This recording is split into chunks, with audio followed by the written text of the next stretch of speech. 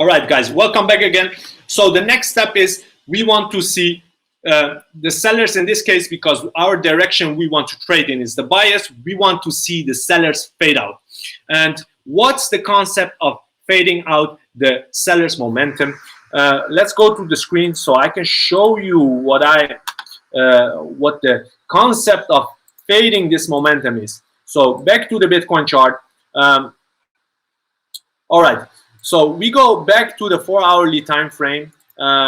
Normally, we decide our direction on the higher time frame, and on the lower time frame, we want to see the fading out. So, but to give you that example, what a fading momentum is, it doesn't matter what time frame we use. So we can see we broke here the price. We go to a higher point, and then we see another push up.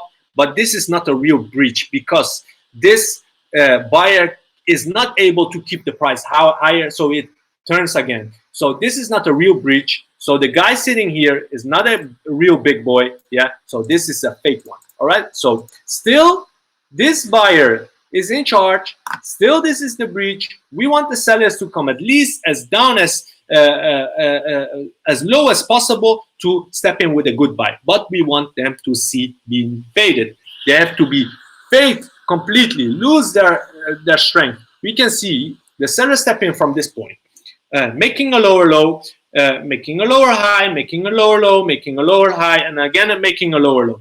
All right, and then the buyer come up, and then again the seller starts to push lower, but they can't. They start losing their strength, and they even don't come lower as this point. Then we see the candles also shrink and become smaller and smaller, and this is the fading what I'm looking at, what I'm looking for. We see the momentum in this case being faded. Yes, and let's go to the next step. So I will explain you what after this fading, what we want to see. Next video.